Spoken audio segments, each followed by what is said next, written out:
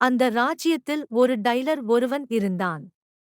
ஏதோ சுமாராக துணிகளை தைத்து கொடுத்து கொண்டு ஒரு வாழ்க்கையை வாழ்ந்தான். கிடைத்த உணவுகளை சாப்பிட்டுக் கொண்டு ஒரு சாதாரண வாழ்க்கையை வாழ்ந்த அவன் அன்றைக்கு வெளியில் இருந்து ஓய்வு எடுக்க முடிவு செய்தான். அப்போது அவன் சாப்பிட முடிவு செய்து பிரெட் துண்டுகளை பார்த்தான். அதில் சில ஈக்கள் மேய்ந்து கொண்டிருந்தன. அதை அடித்து போட்டு பிரெட் சாப்பிட்டான். அடித்து போட்ட ஈக்களை எண்ணினான். அது மொத்தம் 7 இருப்பதை எண்ணினான். ஒரு துணியில் ஒரே அடியில் 7 என தைத்து அதை இடுப்பில் கட்டிக்கொண்டு நடந்து சென்றான். அப்படி போகுமுன் சில வெண்ணெய் துண்டுகளை எடுத்து தன் பாக்கெட்டில் வைத்துக் கொண்டு நடந்தான். சிறிது தூரம் நடந்ததும் ஒரு பறவையை பிடித்து தனது இன்னொரு பாக்கெட்டில் போட்டான். கொஞ்ச தூரம் அப்படியே நடந்து சென்றான். காட்டு வழியாக நடக்கும்போது அங்கு ஒரு பெரிய ஜெயண்ட் இருப்பதை பார்த்தான். அதன் அருகில் இவன் ஒரு துரும்பு போல இருந்தான். ஆனாலும் டைலர் பயப்படாமல் அந்த பெரிய ஜெயண்டை பார்த்து திமிராக ஹெலோ என்று கூப்பிட்டான். என்னடா பொடியா என்றது அந்த பெரிய ஜெயண்ட். டைலர் அவன் இடுப்பில் கட்டியிருந்த துணியை காட்டினான். அதில் ஒரே அடியில் 7 என எழுதியிருந்தது. அதை பார்த்த ஜெயண்ட் கர்ஜனையோடு ஒரு பாறையை எடுத்து கையில் நசுக்கி அதில் இருந்து தண்ணீர் வெளியேறுமாறு செய்தான்.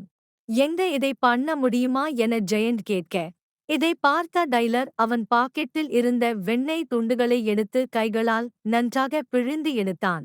அதில் இருந்து தண்ணீர் வெளியேறியது. இதை பார்த்து ஏமாந்த ஜெயண்ட், இதை பண்ணுடா பொடி பயலே என இன்னொரு பாறையை எடுத்து வேகமாக தூக்கி எறிந்தான்.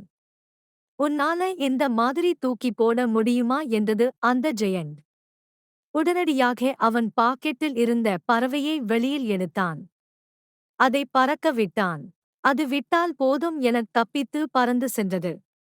அதை கண் பார்க்கும் திசை முழுவதும் காணவில்லை. இதை பார்த்து ஏமாந்த அந்த ஜெயண்ட் இவன் பலசாலி என ஏமாந்து காட்டுக்குள் மறைந்தான். இந்த செய்தி காட்டு தீ போல பரவியது. அரசரின் காதுகளை இந்த செய்தி எட்ட அந்த டைலரை வரவைக்கிறார். உன்னைப் பற்றி கேள்விப்பட்டேன். நமது அரண்மனையின் பின்னால் 2 பெரிய ஜெயண்ட் இருக்கிறார்கள். அவர்களை வெளியில் அனுப்ப உன் உதவி வேண்டும். அப்படி செய்தால் எனக்கு என்ன கிடைக்கும் என டைலர் கேட்க, என் மகளை உனக்கு திருமணம் செய்து வைக்கிறேன் என்றார். உற்சாகத்தில் அந்த ஜெயண்ட்கள் இருக்கும் இடத்துக்கு சென்றான். அருகில் இருந்த மரத்தில் ஏறி பார்த்தான்.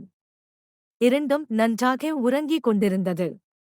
ஒரு சிறிய கல்லை எடுத்து ஒரு ஜெயண்ட் மேல் போட்டான். அது தூக்கத்தில் முழித்து, ஏன் என்னை கல்லை வீசி எழுப்பினாய் என்று கேட்க, நானா இல்லையே என்று சொல்ல 2ம் மீண்டும் தூங்கின. இந்த முறை மற்றொரு ஜெயண்ட் மேல் வீசினான் டைலர். உடனே கோபம் வந்த ஜெயண்ட், நான் தான் உன் மீது கல்லை போடவில்லை என்று சொன்னேனே என்று ஒரு அடி விட்டது. என்னையே அடிச்சிட்டியா என மற்றொரு ஜெயண்ட் அடிக்க 2ம் அடித்துக்கொண்டு இறந்தது. ஜெயண்ட்களை அடித்து கொன்ற மாவீரனாக டைலரை அனைவரும் பார்த்தார்கள். இளவரசியை மணமுடித்து ராஜ்யத்தில் ஒரு பகுதியை டைலருக்கு கொடுத்தார் அரசர். டைலர் சந்தோஷமாக வாழத் தொடங்கினான்.